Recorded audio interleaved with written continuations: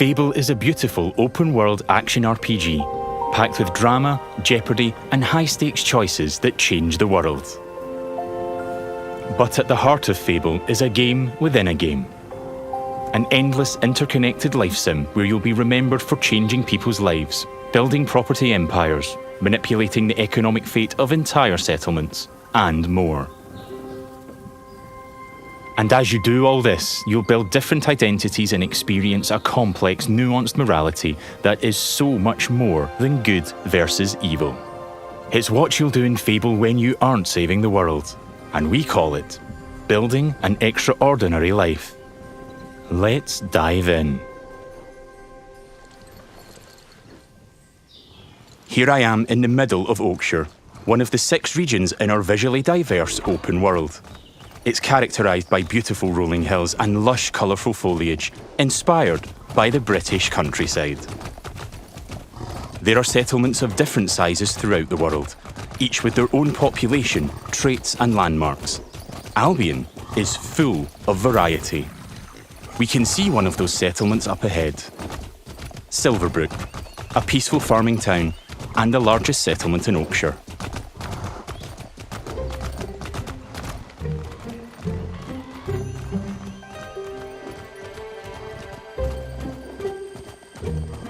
Silverbrook is all about farming, so it has an almost unhealthy obsession with vegetables, which can be seen in every detail of the environment. It's in how the villagers have decorated their houses, their shops, and their streets. It's even in how they dress their scarecrows. When I enter a settlement, I quickly run into the beating heart of Albion. Its people. There are over 1,000 handcrafted, fully voiced NPCs, each one with their own job, home, routine, relationships, and memory. None of these villagers are scripted dressing. They have emergent behaviour powered by real-time systems. They go to work, they go to bed, they have hobbies and families. Sometimes, they just want to spend time in the pub. Albion feels alive because its people have lives. I've never been to Silverbrook, and because I've done nothing of note yet, Max the stable hand here is completely indifferent to me. Got a minute? What do you want then? So, if I ask him to follow me... Follow me. I don't deal with randos. He won't, and he thought I was weird. That's fair. Right then. Bye. Well, and there you go, I guess.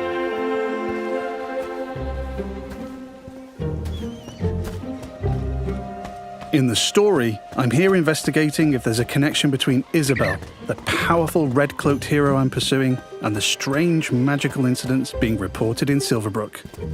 Is that a hero? Right. I've heard something about giant vegetables and a hero called Arden, who lives nearby. Maybe they could help me find Isabel. And it seems there's a bit of a commotion in the town square. Let's see what's going on. Someone needs to tell this little brat what's what. Oh, hero, can you do me a favour and get this bloody kid away from me? No! I won't let you kill Colin! Hero! You have to stop him! Look, kid, I'm a butcher, and Colin's just a pig. Do I need to spell it out? But I'm not like all the other pigs, am I, John? Oh, Look, I am not having this conversation with you again, Colin. Did I just understand that pig? Oh, yeah, the novelty wears off after a bit, trust me. Colin's special! Please. We can eat something else at this little travel feast. Well done, People you. are expecting a hog roast, kid, and I've been preparing this pig for ages. But I've only just learned to communicate. Who knows what else I could achieve? I've got potential, hero. Don't let me end up on a spit. Please. Well, this certainly qualifies as a magical incident. What you're seeing here is not a cinematic. It's just one of the hundreds of story conversations in our game. We have over 2 hours of high-quality, performance-captured cinematics, just like the ones you've seen in our trailers. But in these conversations, you'll make hundreds of branching dialogue choices that change what happens and how people feel about you. It's important to note that every choice has a consequence. It's up to me if Colin lives or dies, and I think he should live. I mean, come on, he's a talking pig. Let the pig live. Yes! Thanks, hero. I knew you'd understand. No hard feelings, John. You don't make the decisions here. This is my pig, bought and paid for. I can see his point, so I'm going to pay the butcher. What's the pig worth to you? I'll cover it. Oh, it's not just a pig. It's provisions, labour, faff. We're talking thousands. 2,000 gold. That seems pretty steep. All right, Colin's worth it. Here. This should cover your expenses. Fine. Those rumours about Dave's veg better be true. Feast going vegan this year. Hero, you saved Colin. Mum gave me these, but I think you deserve them more. Thanks. Maybe you could help me back. The guild sent me. There's been reports of strange things happening around here. Like what? Who's in charge around here? And where's Arden, the hero? Arden doesn't really come around here anymore. You should try the sheriff. His office is nearby. Come on, Colin. Let's go. I've spared Colin's life. I've also gained reputations as virtuous and shrewd. In Fable, every action generates local reputation. You'll eventually be known for the reputations you build, and everyone will judge you on their own moral terms, often directly. Nice way. And this is at the centre of our complex, nuanced take on morality, evolving beyond just right and wrong. It reflects real life, where morality is multifaceted and subjective.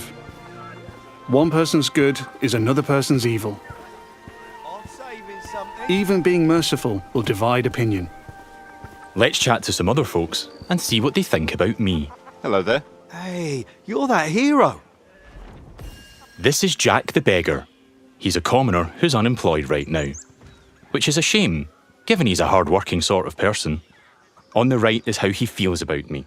Jack likes my virtuous reputation and thinks I'm principled. Other NPCs might feel differently about my choices, because each has their own moral view on the choices you make. There are lots of ways to interact with NPCs. I'm going to give some gold to Jack, because he seems nice, and he's a bit down on his luck. For you. I hope it helps. Oh, this is going straight in my pocket. Cheers. He was grateful for that, and he felt I was being kind. Let's give him a bit more. Here. Don't spend it all at once. This takes the edge off. Thank you. That made an impact. I've gained a reputation for being kind, and I'm known for it across Silverbrook. Everything you do has a consequence. Let's leave Jack. So long. You're like a breath of fresh air, you know? I do like Jack, though. Maybe I should buy him a gift. There are lots of shops with different stock across Albion. Let's go to the general store across the street to see what they have. Every business has NPCs working in them as part of their daily life. Just like Megan here. This is some quality stuff. Welcome, hero. What can I do for you? Doing my deal to save Colin gave me a shrewd reputation, and Megan here is a fan. She's an ambitious commoner, and she thinks I'm savvy because of my earlier deal-making. Every NPC has unique characteristics driving who they are and what they think of you. You know what? Forget Jack. He's dead to me. I'm going to try flirting with Megan. Phew. Is it hot around here, or is it just you? Well, aren't you confident? Between you and me, I've always wanted to swoon. That went well. Megan thinks I'm charming and flirty, and I've started to build a reputation for it in Silverbrook. Let's ask her out on a date. you want to grab a drink or something? Would you believe you're almost what I'm looking for? Clearly she's interested, but I'm not worthy of her time just yet. She wants to date an entrepreneur who owns their own home and only wears fancy clothes. They're high standards. She is ambitious after all. All right, I'm invested in taking Megan on a date. Let's go. I'll be back, I'm sure. You have a smashing day. First, I'll need to buy a business to get a reputation as an entrepreneur. In Fable, I can literally buy any business. I could buy that bakery across the street, or around the corner, I could buy one of the stalls. But you know what? I think I like the pub, the Silver Trough. It's simple to buy a property. Interact with the deed outside the front door to see income, price, and the number of people employed there. To be honest, I've always wanted to own a pub, so let's buy it.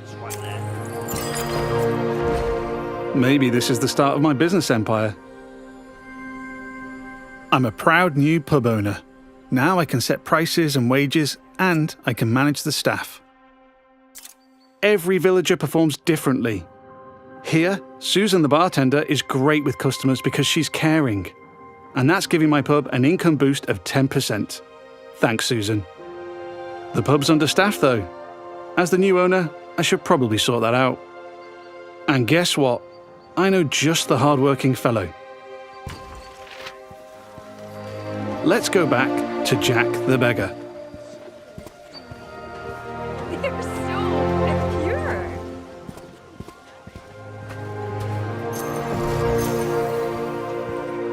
I've also gained reputations as an entrepreneur and as rich, because I bought the pub and it cost me a ton of gold.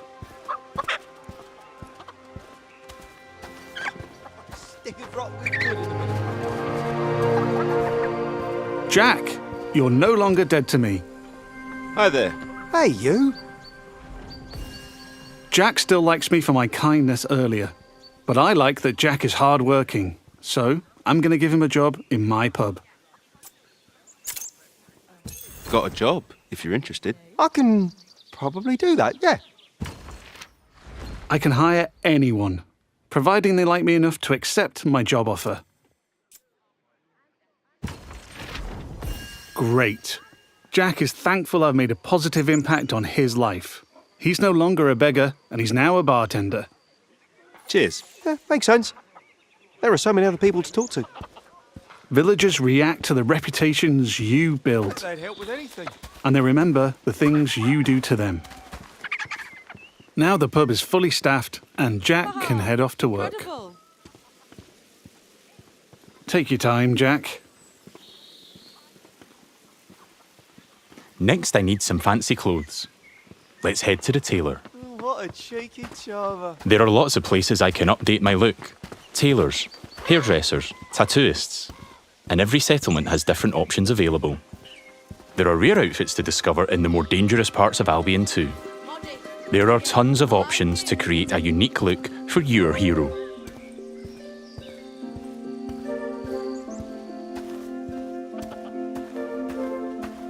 This place looks fancy.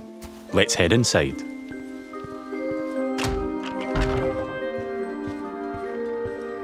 This is the tailor, Rhiannon.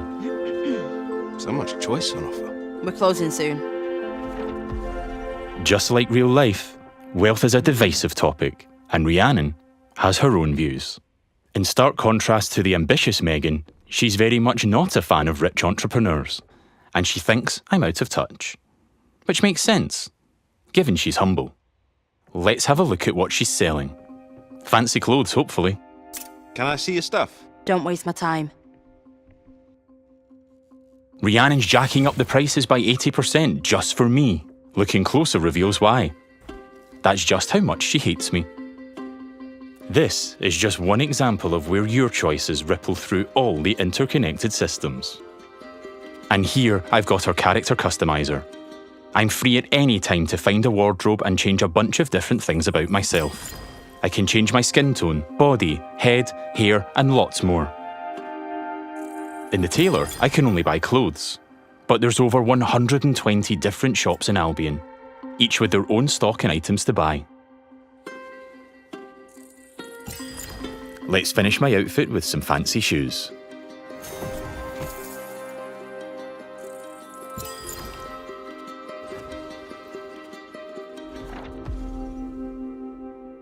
See you, Rhiannon. Take care. Yeah, alright. We don't get on, but it's been a pleasure. Now I'm really looking the part. Let's check on my relationship with Megan. At any time, I can dip into property and people screens to track my loved ones, of which there could be many, because I can have relationships with everyone in Albion if I like. It would just take a while. While I'm here, I can see the reputation cloud on the right. It shows me what I'm known for in Silverbrook, as an entrepreneur, rich, kind, shrewd, and virtuous. On a single moral scale, these reputations would be seen the same way, as absolutely good or evil. However, as we've seen with Megan and Rhiannon, Fable's morality reflects the complexity of judgment we see in the world today, where everyone has their own moral view.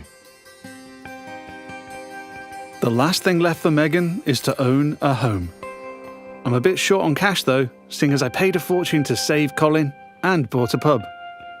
But since I've bought it, I've been earning passive income, so let's swing by to collect it. The people of Silverbrook all have their own nuanced, subjective view of who I am and what they think of me.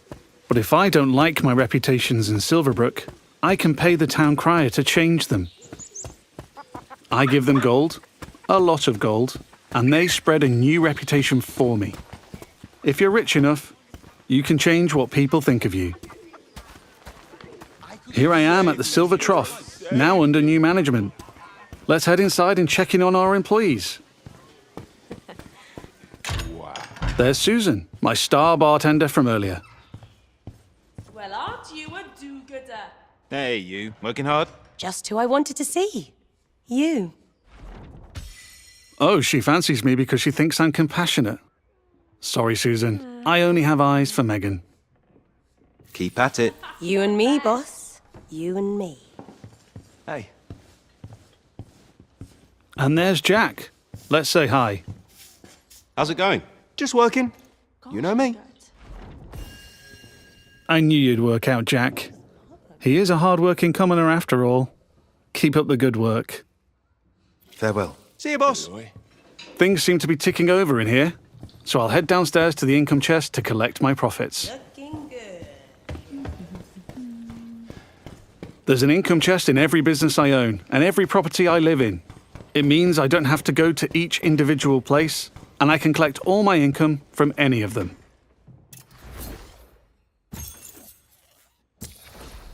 I've got a decent amount of gold now. Time to pick off the last thing on Megan's list. Owning my own property in Silverbrook. Let's go house hunting. I can buy literally any house in Albion. It would just take a while, and quite a bit of gold. But I like the look of this one. Nice garden, rural views, weird hairy pig statues out front. Let's have a look. Looks like I don't quite have enough money.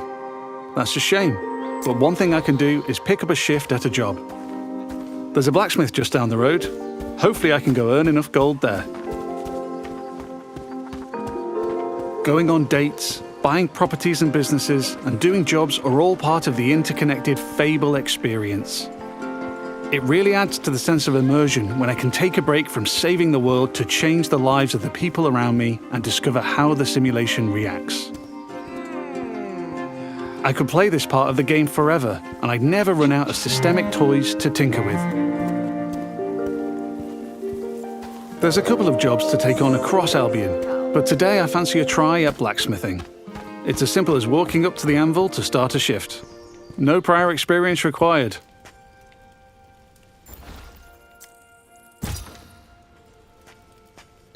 In the interest of time, we've reduced the time limit here, but regardless, it's a classic case of risk versus reward.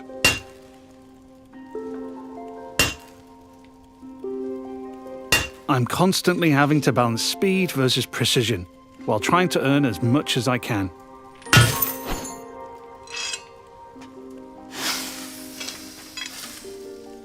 I need to hit all the hotspots to complete an item, but if I manage a perfect hit, just like that, I earn a multiplier on my gold.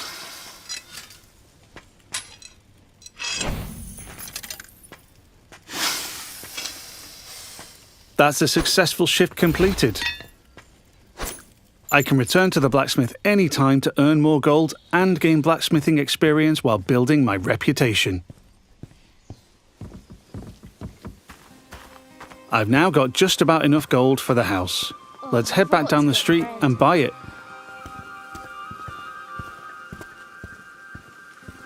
There are guards stationed in every settlement.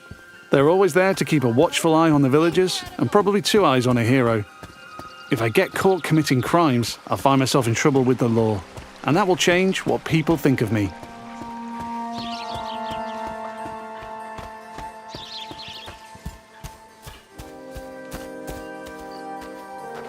We're back. Let's buy the house.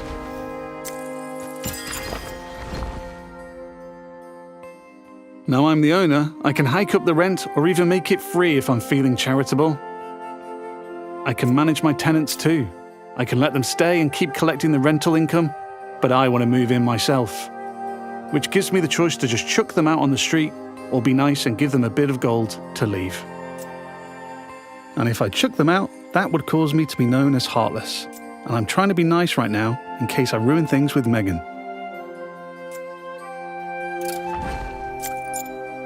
And now I'm free to move in.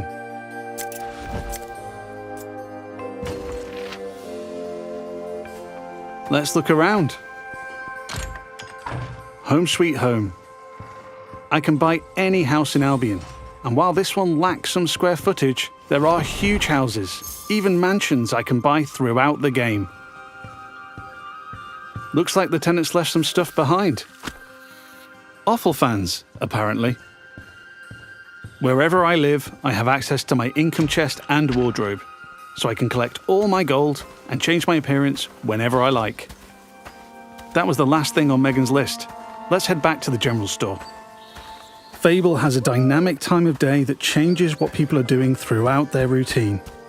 It's still the afternoon, so hopefully Megan is still working. If I'm too late, she'll be back home in bed. And there's my new pub with some customers in the beer garden. I love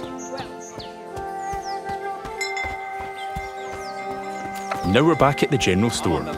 Let's find Megan.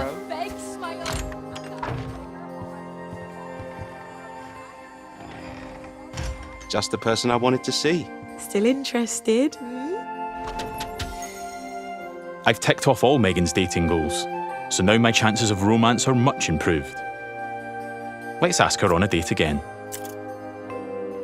How about a date? A date? Oh, I'm chuffed to bits. I can offer a gift to increase my chances of a date being a good one. As tempting as my new offal is, I'm going to give Megan flowers instead.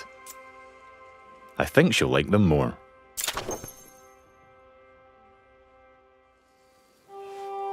Here we are on a date at the Silver Trough. Hope I'm getting free drinks.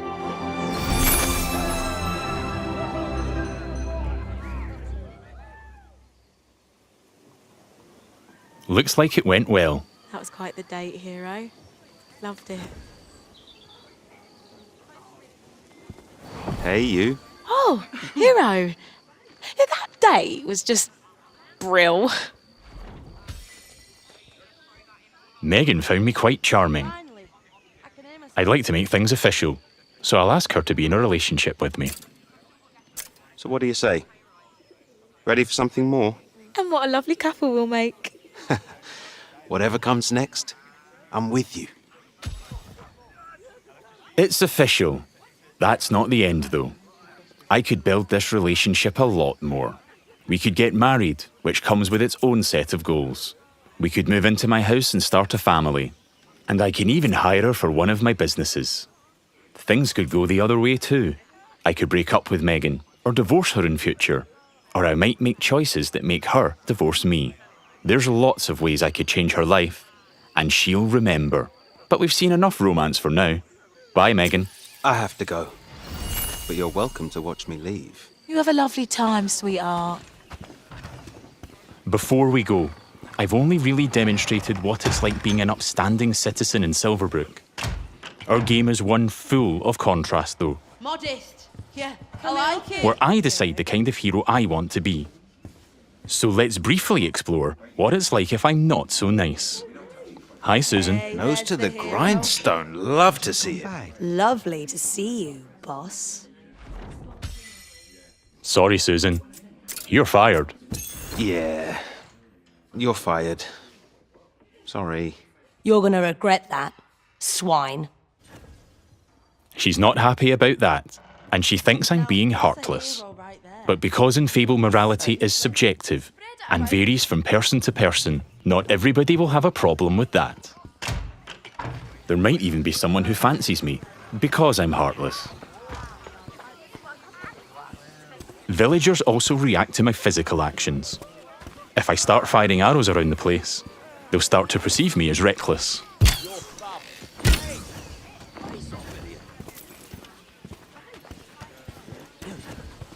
I can even take pot shots at the locals if I want.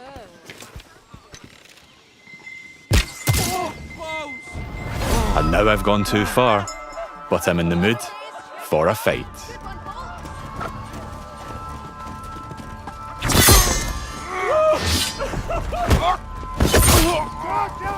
In Fable, you can express yourself with your own combat style, combining strength, skill, and will in style-weaving combat.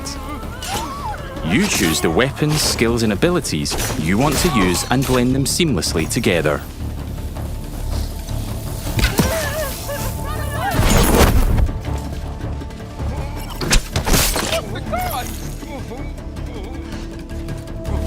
Stay still, please.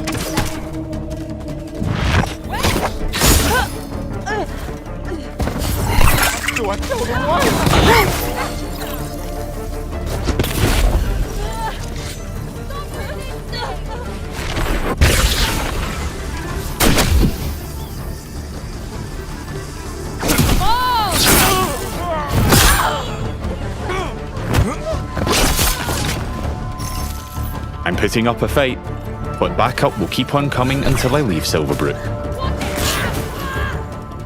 Peacefully or not. I think a tactical retreat is probably for the best. Now I have a bounty on my head which will grow with more crime. I can immediately pay it or pay a reduced fine if I spend long enough out of town. My reputations don't disappear with my bounty though. Once I'm known as a killer and a criminal, it'll stick with me until I put in the work to change what people think. Or until I've made an expensive visit to the town crier. Because the people in Albion remember what you do.